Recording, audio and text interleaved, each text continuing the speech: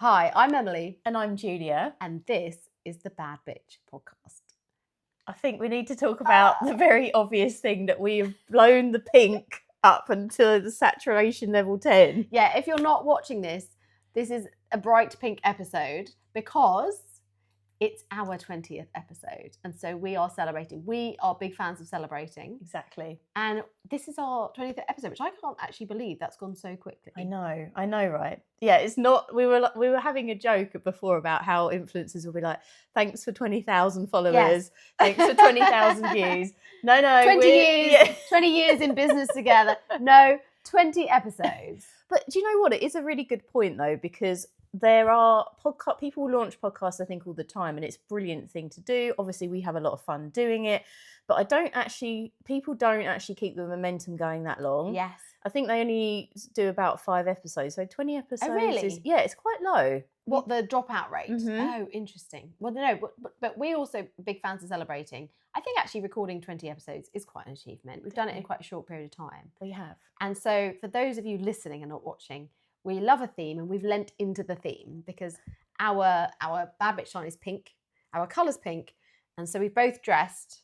We've gone pink. Super pink, hot pink, and then Julia turned up with hot pink balloons, and I had bought us pink cupcakes from Rachel's Kitchen. Thank you, Rachel's Kitchen. So we both love the theme. We've lent in. Yes. And it's great because it does feel like a bit of a celebration. And we also want to say such a huge thank you to everyone who's listened and messaged us and told us they're enjoying it, because I'm not sure, although I love doing this with you, if we had heard like crickets, if no one had said they were enjoying the podcast, including, by the way, some of my male friends have said they're enjoying it. But if literally it was that awkward thing when no one mentioned it and nobody liked it, maybe we think maybe we don't keep going. But because people are telling us they like it and we love doing it, here we are. We're going to carry on. For sure. But we thought we'd do something a little bit different today. We've obviously got our sponsor shout out. We've got some pop culture, which I am buzzing off my tits to talk about, literally. I can't wait for this. And then we thought we'd do something different. So we invited our audience and our friends as well to submit questions. Oh, great. So we're going to do a Q&A. Oh, I love this. So people have had the opportunity to support questions. Because obviously it is still quite a small podcast, we will keep the questions who submits them anonymous. So because chances are someone might know someone. If you're listening, if you're listening and you've sent a question, you're going to hear your question. Yes. That's definitely happening right now. But yes, so we're going to do that. So do you want to get started on our sponsor, Angel? We are so excited because we have a new sponsor and it's our favourite pub. This is the Bull at Benenden, which I have fallen in love with since I moved down here. It's run by Mark and Lucy. It's an absolutely gorgeous pub. The building was built in the 1600s, originally as a private residence, and then it became a pub. It's full of beautiful antique furniture. It's got a fireplace. It's got this really cosy village feel. But really what makes it is the people. Mark and Lucy and a family who run it, but also the people who go there. It's a real community pub. It's absolutely gorgeous. And then what they do is most Tuesdays they have a live mic night and they have live music. So it's also, which I love a pub with live music. They've really nailed it. The food is excellent. It's such a nice spot. It's really idyllic. It's on the kind of village green. I mean, Benenden is a picture postcard Kent, countryside spot. So if you're coming down to this area, which we highly recommend, if you're coming down to the Weald of Kent, maybe you're doing one of the wine tours, you're going to the wineries, stop for lunch at the Bull. We absolutely love it. It's a gorgeous pub, and a massive shout out to Lucy and Mark, because running a pub is not easy. And by the way, we've had water shortages, by which I mean no water in this area for a few days, and they kept their pub going with no water. Amazing. Absolutely incredible. So definitely highly recommend the Bull at Benenden. Amazing. Oh, that's so exciting. And like you said, it's so picturesque and so beautiful. Yes. So get yourselves down there if you just want to embrace the Kent countryside. Oh, Kent summertime. Well, yes. And there's always activities, shows and things going on down here. So there's plenty to come and see and do while you're here as well. Love it. Let's talk about pop culture because I cannot contain myself any longer. I've missed everything. The other day, I've even missed world news. I was so busy. The other day I went for a dog walk with a friend and I asked him who was Prime Minister because I've just been so out the loop. So this is going to be brand new information for me. Hit me with it. I'm like, maybe it won't be. We'll see. So anyway, without further ado, so our lovely icon, Madonna. Yes. So obviously she's always been very strategic about what she she's done and who she's been seen with, etc. So you may recall that we talked a few episodes back about her being on with Sabrina Carpenter at Coachella. Yes. So that was then. Fast forward to this week, and she has launched Confessions on the Dance Floor 2. What? She's premiered a 13-minute film, which is amazing. So in the days where it's a hark back to the MTV days. So this is a prelude to, she's launched this film. It's a prelude to her album, Confessions on the Dance Floor 2, because she had Confessions on the Dance Floor back, I must have been in my early 20s. It so was it's about iconic. 20 years ago. Yeah. Wow. So she's back with a new album, which will be out on the 3rd of July. So all new material. Yeah, all new material. Oh, she is such a legend. And this freaking video, man, this 13-minute video is just so good because, and she starts off with, it's quite darkly shot. It's a lot of moving shots, but it's very good the way she's done it. And it's harked back to her old Madonna days. So she's referenced her character. Whereas I think typically, like her previous incarnations, I should say, rather than her character. Because previously, it's like we've shut that era down and then we go into a new phase and then we shut that era down. Like she changes her identity, her look, her music, everything. Yes. So she's gone back. And it's lovely to look back on her, like her lore of Madonna and how she's had this really iconic career. And do you know what's really nice as well to see in the YouTube comments is how there's a variety of different people and different ages that are engaging. Someone was like, I'm 18 years old and I'm like, I get to be alive at the same time as Madonna, Wow. which is just delicious. But first of all, I hate to ask this question because I am actually quite old school and I think you shouldn't ask a lady's age, but how old is Madonna? I think she's like 63. Is she? That's incredible. Yeah, six, maybe she's older than that. Is she older? As I have my laptop, Should we like fact check it? Because it's quite difficult in a way to age her because obviously she has had some work done, let's be honest. Mm-hmm. So it's quite hard to know. And also she's had these different incarnations. So in some ways I think it could make her seem older because she's had so many lives. Wait, go on, what is it? 67. 67, yeah, wow. She's quite incredible, in that, isn't like iconic bracket where she will just show up. Do you remember like when do you remember Grace Jones, who when she was at the I think it was one of the Jubilees of the Queen, and she came out in like this leotard and she sang a song and she like hula hooped throughout the whole song. And I'm just like, that is just iconic. And I put Madonna in the same bracket. I think they both, you know what, because they're both quite dramatic people, they like to be provocative. But I think there's a lesson in that because they also don't care what other people think. I think that helps you stay younger, 100%. Actually. Yes. And I think worrying too much about what people think, I think it ages you. I think everyone listening, we should all just care less what people think and just do. And also what I love about Madonna is, and if you think about it, Taylor Swift actually emulated that by changing her identity as well. Maybe not as successfully. But I do think also we can explore different incarnations, different identities of ourselves and have a lot of fun with it through how we dress, how we act, what we do with our lives. And sometimes people get criticised for that. Like the idea you should be super classic Anna Wintour style and be the same all the way through. I don't think there's anything wrong with having phases and different fun with different phases. And these are two women who've really kind of just lent into doing whatever they want and not worrying about what anyone thinks is appropriate. It's really important because I do feel like a lot of people, sometimes myself included, because it's like I want to be like the corporate bad bitch. And then there's the other part of me that's like, I want to be a surfer chick on the beach. And I do feel like people will have these like multifacets of their personality and they'll find it quite hard to reconcile. But you can be those things at the same time. Yes, you really can. And I think sometimes we're trying too hard to integrate them. I think it's important to recognise who are you in these different settings? Who are these different people? And then how do I make time to be those different versions of myself? I remember when I was in my senior banking job and I very, very much lent into corporate Emily, which I loved. Go to work, designer suits every day, high heels, kind of boss bitch vibe. Really loved it. But then I wasn't always expressing my feminine so much. And I was just really lent into that kind of corporate identity. And so I had to work a bit harder kind of on the weekend to switch modes really and to be my more creative, fun, silly or feminine side. And actually one of the joys of changing my work is that I've been able to be a bit more integrated in that. But I still think, I was up in London yesterday, so there's a kind of vibe for how I dress and how I am in London. And then this morning I was on a dog walk in my wellies and an old jumper and I really love that as well. And it's just finding space for all those things and just saying, they're all me. That's all authentic to me. Exactly. And it's just like there's no one cares more than you do. You just have to just embrace who you want to be and try it Yes. on. Yes.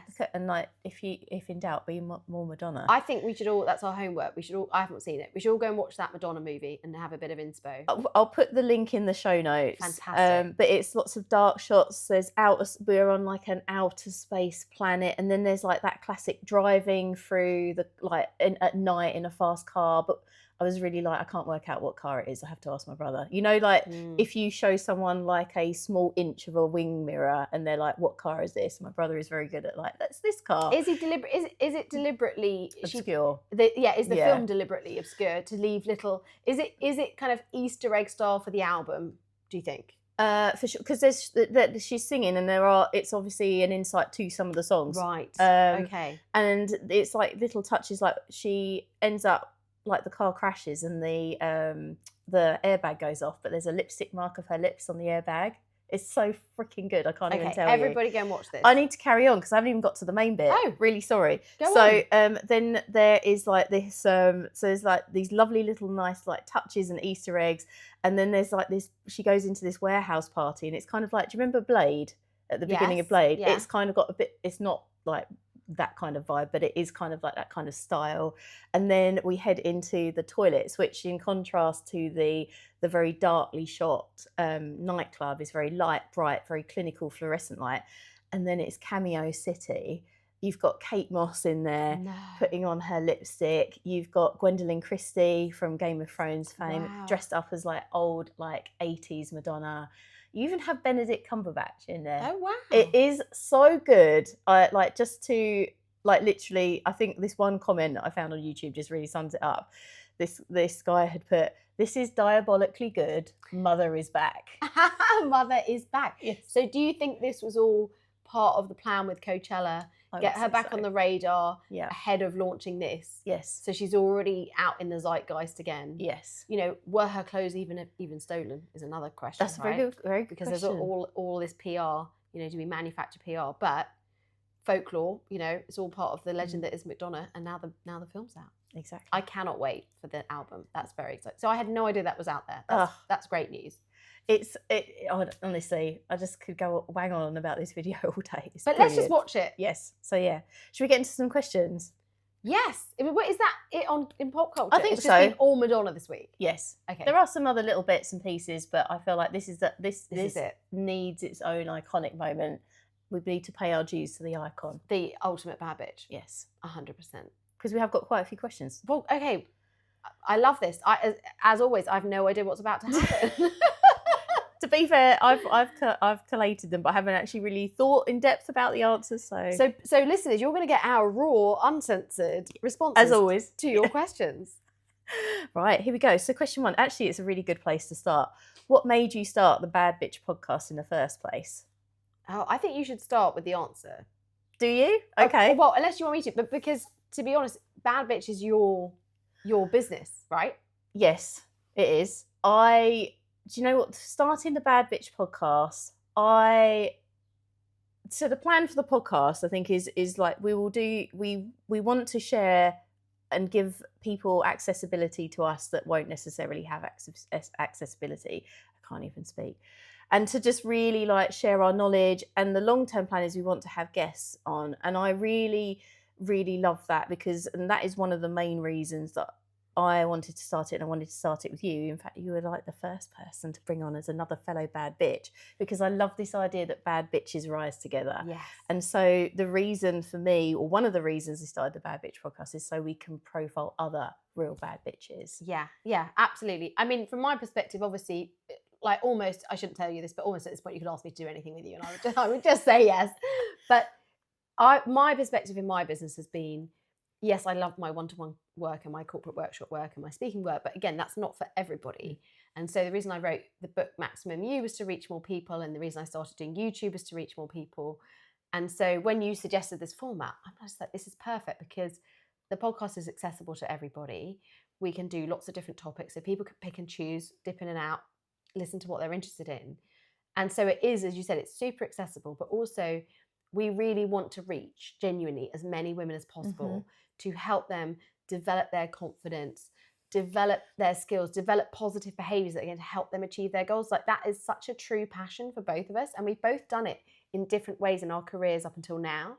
And so this just seemed like such a great way to keep doing it, but also to do it spending time with each other, having conversations that we were having anyway, that we would have down the pub or over lunch.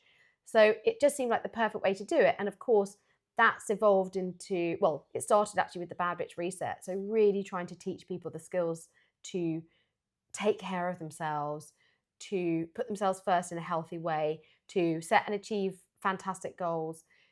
And then we did the in-person, which I'm sure we'll talk about later. But it's been really great to think about, like, how do we make this available to anybody anywhere in the world? This is the amazing thing about podcasts. We have listeners in the US. Shout out to our listeners in the US. We love you. But that, to me, that's just incredible that this medium, and it's, I guess it's the, you know, the new radio, but this medium means that we can help and boost and keep company women anywhere in the world, which is just absolutely mind-blowing. Yes, and I think, the reason like starting a podcast was so important as well is I want it to be like this just glimmer of light. If you are finding yourself in a real difficult position, you don't know where to turn, like, you can tap into any one of those episodes that you might find relevant, and it will hopefully just give you a lift, and at the very least just make you feel like you're not alone and that there is a way forward and you can navigate your way out of these difficult circumstances. Oh, one of our listeners messaged me just yesterday and said, I really loved your episode on networking because I find it really cringe. And I'd shared a tip about chat to someone in the lunch queue, and they said, I did that trick that you said, and it was really helpful. That is exactly it. We've listed all the topics.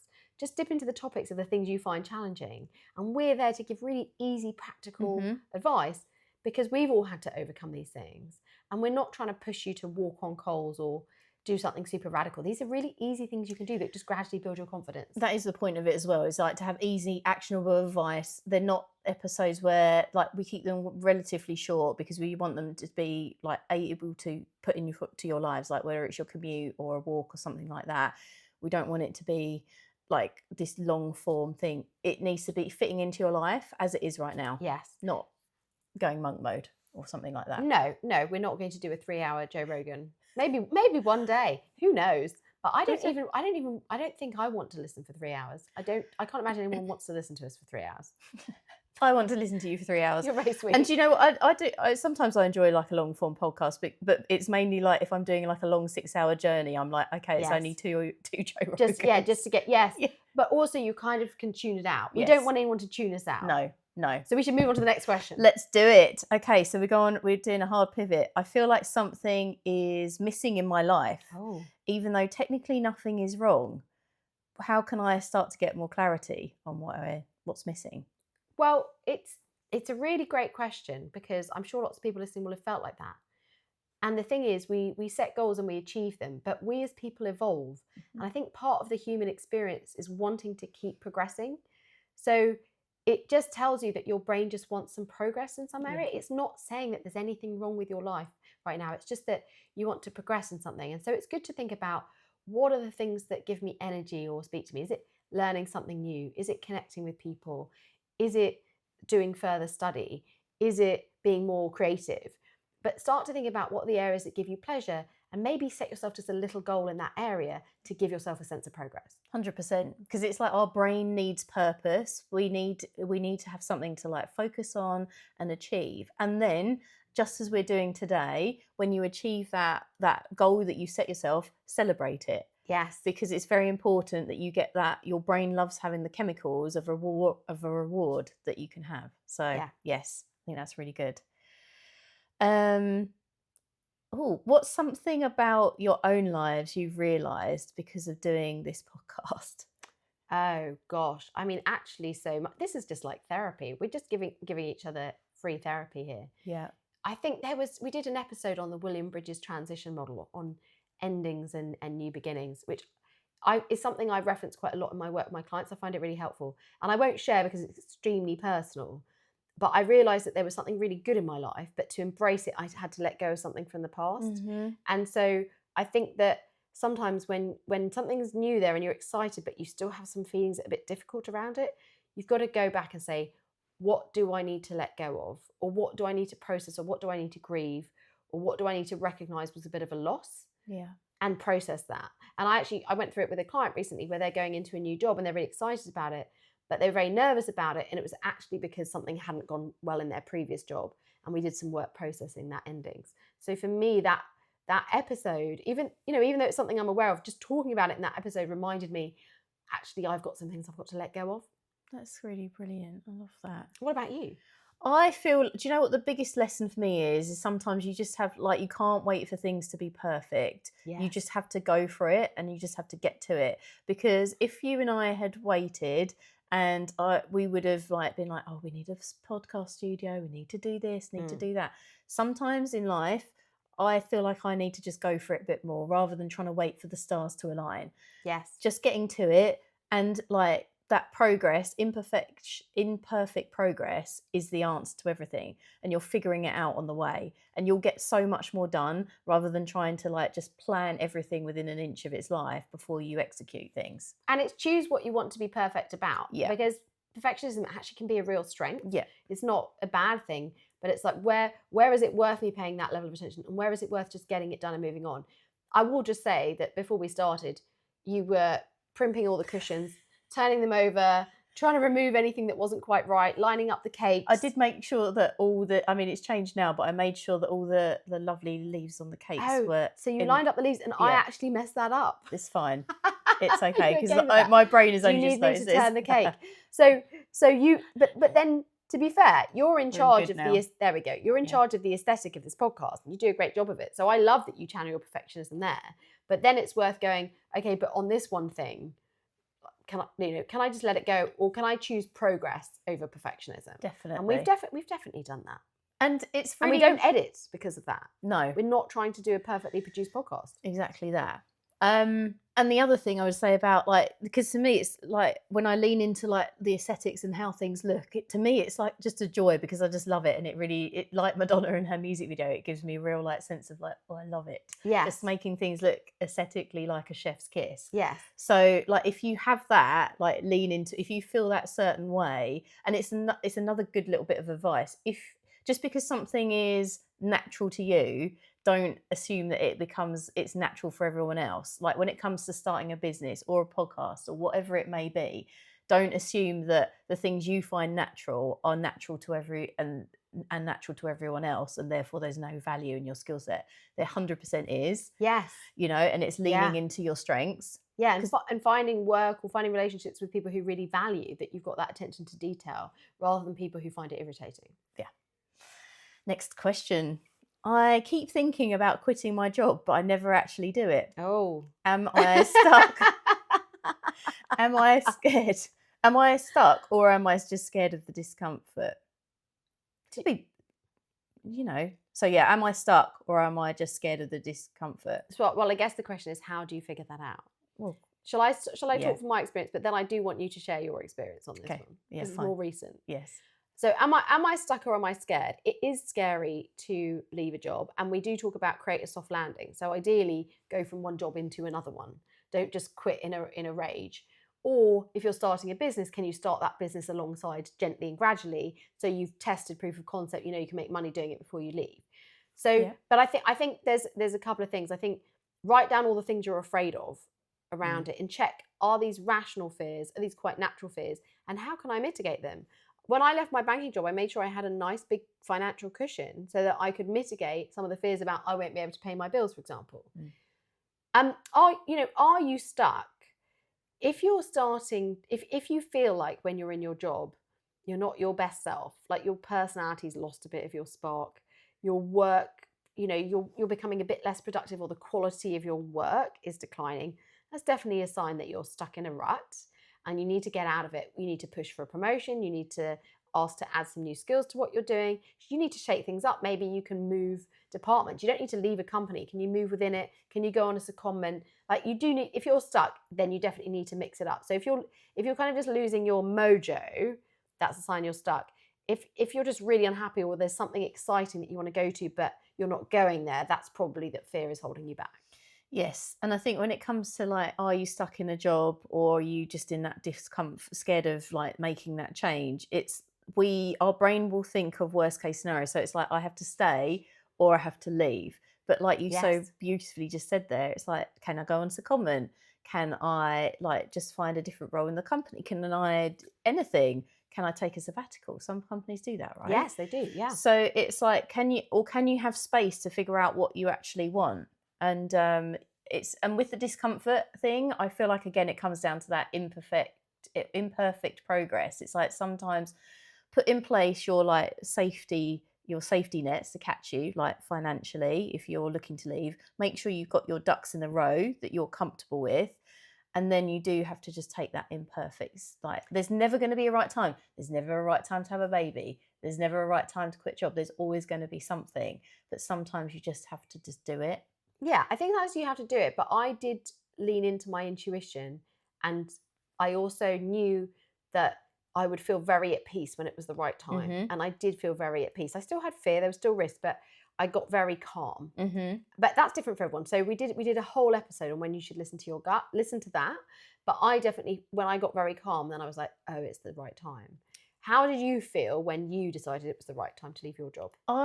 Because I thought I'd talked about it for so long, and you just said to me, you were like, Julia, there comes a time where you either have to shit or get off the pot. And I love that phrase. So eloquently It's put there. brilliant. No, but That's like not how so I talk good. to my clients, by the way. Just I say that for my nearest and dearest. But it's so true. It's like you have to it's time that you either start taking the small steps, and it isn't like you say you quit in a rage or you just leave overnight, but it's the shitting and getting off the pot might be that you start taking the small steps. And you'll be surprised as well if you make that decision in your head and you grant yourself the peace of like, yes, I am going to leave. Or as you said to me, give yourself 6 months off from making this decision as to whether you're leaving or not. It's surprising when you make that decision how you've given your brain focus, things start to then align, you start to see opportunities differently, and actually it dials down some of the fear because you're looking at it from a different perspective of that you've made the decision. So sometimes you can feel stuck in making that in that indecision. I think sometimes we just talk about things too much, and I'm really an action person, and I think if you've been talking about something a lot, take an action, and the action can be, well, I'm going to stop talking about it, but I'm going to go and try and do that thing on the weekend, or I'm going to talk to that person about that new job, or I'm not going to do anything on this for 3 months, but what I'm definitely going to do is I'm going to stop talking about it. Yeah. And again, that can also give the brain a little bit of a perimeter where you're like, okay, brain, enough. We're not dealing with this right now, or we're taking this action, but we're shutting down the endless back and forth. Should I, shouldn't I? I mean, we've all been there with friends with relationships where they're talking about this relationship endlessly back and forth. And inside you're just thinking, just break up with them. Like, just end it. It's clearly the way you're talking about it, you clearly need to make a change. Yeah. And I think sometimes we need to have the discipline with ourselves to say, I need to stop talking about it and make a change. Yeah, I love that. Do you ever disagree with each other on episodes? Oh, I'm like, not in an episode. We come up with different topic ideas, but we're always quite on board with them. Yeah, but we don't always do them, or we don't always pick the same ones. Like we'll have. Are we about to have our first disagreement? Let's have an argument. Right, we'll both throw out ideas Yes. for topics, and then we'll pick. And I'll say, oh, I like this one, or you say, you like this one. So we don't always want the exact same topics. I don't think we've ever disagreed about anything. No, I don't think so. I feel like now we're tempting fate. We've got to touch on wood there, but no, it's the wood. No, not really. This genuinely, it's going to sound so cheesy, but this is such a collaboration. It really is. There's not one person kind of laying down the law on anything at all. No, and it's so. And again, if you find those people in your lives, lean into that because it doesn't happen that often. When you meet someone that you can just like vibe with, and you can collaborate, and you've got similar ways of working. Yes. But you know what I would say is the key thing here is neither of us needs to be right about anything. So, for example, sometimes you'll listen to an episode where you'll come up with an idea or you'll come with a suggestion of how someone can handle it. And then I will say, that's awesome. I actually have a completely opposite way of doing it. And I'll share that. And neither of us take that as a criticism or disagreement, whereas other people might. And I think, I think it's a very hard way to go through life, but sometimes people go through life wanting other people to always agree with them or hold their opinion or validate their opinion. Yeah. But I guess we've done a lot of work ourselves. We don't need to agree with each other on things at all. No, and I feel like as well, it's like people are all different and our listeners are all different, and the things I may say might resonate with them. Yes. And then the advice that you share will be really helpful to other people. Oh, well, here's the one thing we disagreed on: Gillian Anderson reading out sexual yeah. fantasies at the Royal Albert Hall. But I can completely understand why you would find it uncomfortable. I was like, It's hard pass for me, definitely not. And you're like, it's amazing, so empowering. Oh, so you're going to come along when she does it again? Oh my God. No, the problem is now I feel like I have to somehow, because I do believe in challenging yourself. Yeah. But I don't know. I don't think it's for me, darling. But that's the thing, is that we don't ever see us having different opinions as a disagreement. And I think sometimes people go through life seeing different opinions being as a disagreement, and that makes life really hard. It does for sure. Okay. Oh, talking about, like, we all have that friend with the partner. So No. Feel like we're getting into dangerous territory. This is completely anonymous. Right, what's the question? I don't get on with my partner anymore. Oh no. But I feel trapped because of everything we've built. Oh, how that's very difficult. can I even start figuring out what to do next? It is so difficult. We were talking about like prenups and things and that, weren't we? Yeah. But I mean, that's before we even got to this. But that doesn't even. You can agree things, you can legalize whatever you want, but people can feel trapped for many different reasons. Feeling trapped isn't just about financial. It is really difficult. But I think there's many different phases and steps to this. You've got to step back and say, this is trapped because of everything we've built. Yes, but I think you've got to step back and say, what am I not happy about in this relationship? Because I often think that on the first pass, the thing we think we're not happy about isn't actually what the problem is. So that's where I think coaching, reflection, counselling is really helpful to go, what is this really about? Mm-hmm. And sometimes, yes, it's really about the relationship. We're not communicating well, we're not problem solving well, like all those things, fine. But sometimes it's about something else. You know, I've seen it in my own relationships with someone who's gone through grief, and then they think the relationship isn't working. But it's just because they're going through a really rough time with grief, and then they're pushing away people they care about. So I think before we rush into if you really need to leave, how do you handle that? I think there is that really getting clear on what are all the things I'm unhappy about right now? And are they truly to do with my relationship with my partner? And is it that I'm actually having a hard time? And what I actually need is more support from them. And we need to have a conversation around that. But it's not that I don't like them as a person, or I don't love them as a person, or they don't have great qualities. It's just that I'm having a tough time and I've got some needs that aren't being met. Mm-hmm. And you're so right. It's like the more, if you can like take time away from like for yourself, and it is uncomfortable because when you're by yourself, inevitably thoughts and feelings come up that you perhaps don't want to address. But at the same time, by having that distance, it does give you that separation from the emotion of being in the situation all the time. Yes. Where you can do what you said perfectly about thinking, what is it that's missing? What is it that I feel like I'm like trapped by? Obviously, if you feel like your physical safety is under threat, please make sure. Yeah, if it's emotional or physical abuse, you need to remove yourself as quickly as possible. First thing is just tell a friend that you're in that situation, and then see if they can just safely extract you. But let's park that more serious one and just say, if you have built a relationship with someone, there's lots of like value and great things about that. You know, I do believe in love. I think long-term relationships are an amazing thing. Sometimes when things aren't working out, or there's been a few things have happened that have made you feel like that person's not on your team or whatever. So you're starting to like plan the exit. I think in honor of the relationship, you deserve, that person and the relationship deserves some very tough conversations. And the tough conversations involve go into bat and have the confidence to ask for what you really want. And we had a whole episode on, well, we didn't have a whole episode. We had an episode on habits that keep you stuck. And one of them is not asking for what you want. And I genuinely think there are lots of people out there who've had breakups and divorces because they never actually just went in and said, you know what, the honest truth is, I've never been happy about X, and what I really want is Y. And actually, if I could have, let me describe to you the kind of relationship I want. Is that something that you're interested in? Is that something that we can work towards? But you're saying to that person, with you, I want that with you. Yes. Whereas if you go into that conversation saying, I can't have what I want with you, so I kind of want out, so I can go and have it with someone else. Well, their instinct's going to be to back out straight away, and they're not going to step towards you at all. They'll think, oh, Christ, you don't really value me. I'm going to go where I'm valued. And suddenly this conversation ends up unraveling into like we're getting divorced overnight. So I just think try and make a very strong bid for what you want, but with that person. Yes, because they don't forget, they're just as you've got your own, you're in your wheelhouse, they are coming at life from their own sort of different world perspective, and they may not even be aware. And they just deserve that conversation. And we did do an episode on difficult conversations and how to manage that.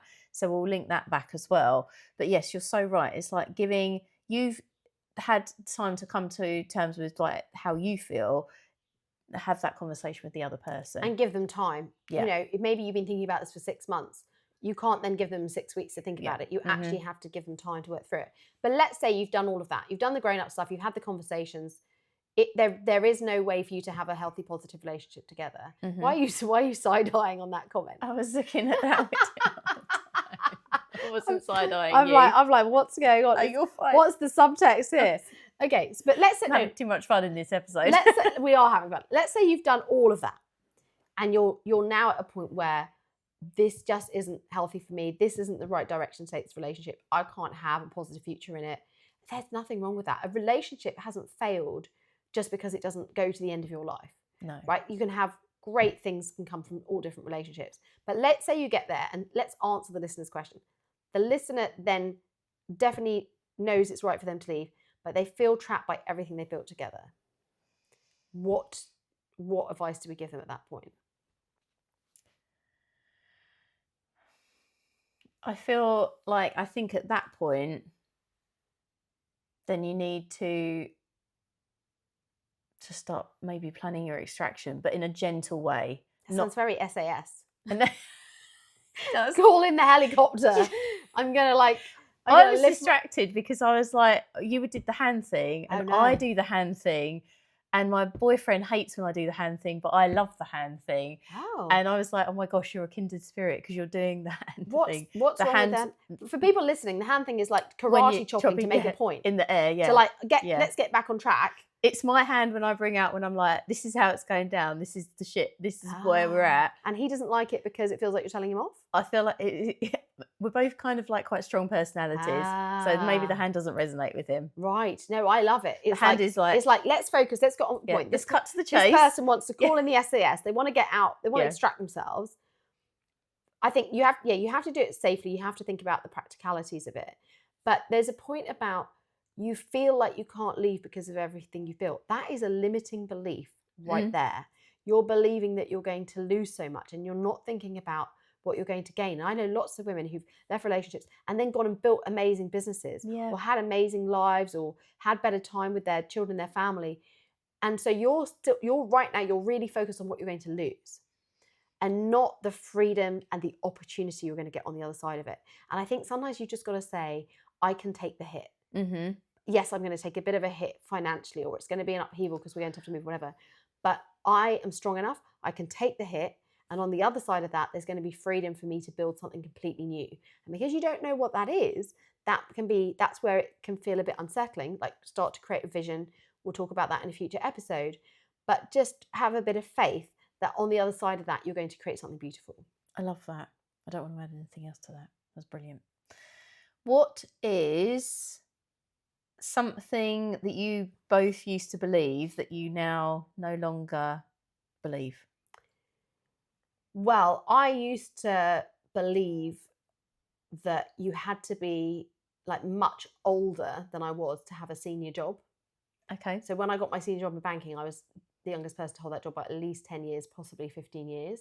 And I kind of had this belief that people won't listen to you unless you're really old and experienced. So I think I was just really associating value with age. And then as I've gotten older, I realized it's not about that. It's about your skills. And yes, sometimes it's about your experience that you bring. So I think that was a belief that I had. I think I also had a belief, honestly, when I was younger, that there was some kind of like perfect recipe to success. It's like hits on the perfectionism. And once I've worked out the perfect career and got the perfect job, got the perfect house and the perfect diet and got my wardrobe to be perfect. And I mean, I wouldn't say perfect my group of friends because I always had a great group of friends that didn't need any shaping, but I'll get to this point and then I'll kind of like emotionally retire. Like I'll be done now and my shit won't stink, you know, and I'll be great and everyone else will be great. And it will just all be this very beautiful, wonderful life. And I think the belief, I had to let go of that and say, first of all, you're never finished. You're always evolving. Life's going to change around you, so you have to change. But also, the messiness is actually part of the really wonderful part of life. For sure. So I had to let go of this belief that I just had to find this kind of perfect secret formula to life. Yeah, I love that. It's so true. I think for me, number one thing that I believe that I now disagree with is that cheese in any disguise is great, because I had cheese ice cream and was just like, it blew my mind. My brain was like, was it really bad? It was blue cheese ice cream. Oh, this is wrong. And my brain, so this is again how powerful your brain is and pattern matching experiences, because it was in an ice cream cone and my brain was like, it looks like ice cream, it feels like ice cream, but it tastes like cheese. And my brain was literally having an absolute meltdown about it. But think about all the positive childhood memories of ice cream. Yeah, exactly. This is why the thing. would you risk destroying that, Julia? That seems reckless. Because that seems reckless. I'm really upset with you that you did that, because ice cream is one of life's great pleasures, and blue cheese also can be one of life's great. It really is. I like a blue cheese on the digestive biscuit, because you've got that sweet. I love that. Although, to be fair, you and I, shall we confess this? We went and had the donut cheeseburger together. Oh my gosh. And that could have been terrible, and it was actually really, really good. So no, okay, so you took on a foodie challenge. Yes. Okay, so your belief that cheese makes everything better, out the window. Exactly that. But on a serious side. That is serious. You almost ruined ice cream and cheese in one go. High stakes. I do feel like I am coming away. When I was younger, I definitely, like you said about having the perfect job and the perfect career and everything, it's like, ding, ding, we're going to tick everything off. Yes. And then I'm going to get to this point where I can just sit back on my laurels like Bacchus in a winery and be fed grapes. Ooh. And, everything will be great. That sounds great. I know, that would be great. And I'm sure we can make it happen, but it doesn't mean that I'm finished with life and I've ticked everything off. Yes. It's the journey, and you're not going to get to the destination. It's about, and also a big lesson as well for me was I really define like my worth in terms of the value that I could contribute at work, and being the person that would always step up and be like, I can do this and I can do that. But it's so pivotal that I've started, and it's something that my clients have taught me, and by helping them, their value is in the person that they are and just them as a person, not by the value that they contribute. Yeah, not your output. Exactly. I think that's so true. I think I actually still struggle with that myself, so that's a really good reminder. Thank you, darling. That's okay. What would you say to someone who knows exactly what needs to change but isn't actually doing it? I'd say what I said to you. Shit and get off the pot. Yes. Yeah. I feel like we can. I feel like that one's a nice. No. I think let's give, because someone bothered to write that question, so I think let's give them a slightly longer answer, which is, it's ask yourself why you're not changing. What fear is holding you back? What behavior is holding you back? Because for some reason your brain is more comfortable not making the change. So I think it's kind of unpack what is the fear. What is the fear? Or is the goal even the right goal for you? If you've really not gotten around to doing it, maybe you just let it go. I love that. I love your, like when we talk about on the Bad Bitch Reset, online and in person, about letting go of goals. Yes. Because I feel like once, it is powerful, that writing down of goals, but you can let them go just because you're not like, you haven't signed a blood oath to do these goals. You don't have to be, what did I say? I don't have to be a sommelier. I don't have to be world-class skier. World-class skier, never happening. I don't need to speak fluent Italian. I'm letting myself off the hook all over the place at this point. Brilliant. Should we do a few more? Let's do 2 more. Okay, so I'm going to have a little look through while you answer this one. Why do I feel guilty when I try and put myself first, even though I know I need to? Oh, well, we talk about this so much on the Bad Bitch Reset, that as women particularly, we are programmed to caretake, because our ancestors lived in a tribe, we lived in a group. And so for that tribe to work, we all had to work together, we all had to collaborate, we all had to get on. Mm-hmm. We couldn't, that's the thing, when I see things like Real Housewives, and every episode they're screaming and throwing cocktails, that tribe fell apart and everyone died in episode 1. You know what I mean? The tiger came in and ate everybody because they couldn't get their shit together. So to survive, we need to collaborate, we need to take care of each other, we need to spot when someone has a need, and we need to meet it before they even express it. That's how the tribe worked. And that worked because everyone reciprocated, right? Mm-hmm. Now we're in the real world, the modern world. We're not in a tribe. We're not in those reciprocal relationships. but we still have the brain of that. So we're programmed to overgive, to put other people first. And so when we stop doing it, we feel guilty. It's kind of like an inbuilt mechanism to make us want to take care of people. And that's where the first step is awareness, just being aware of that guilt is normal, but also starting to be clear with yourself about when is it healthy giving and caretaking and when am I overgiving. And I think also looking at reciprocity, which are the relationships where I give and that person gives back, not necessarily the same thing, but you're getting some kind of support back. And who are the people I'm giving to? But when I stop and think, they're not giving me anything, and when I ask them to support me, they don't show up. That's also healthy. And then you can start saying, okay, so I don't need to feel guilty holding back because it's not reciprocated. I love that. Okay, so 2 more.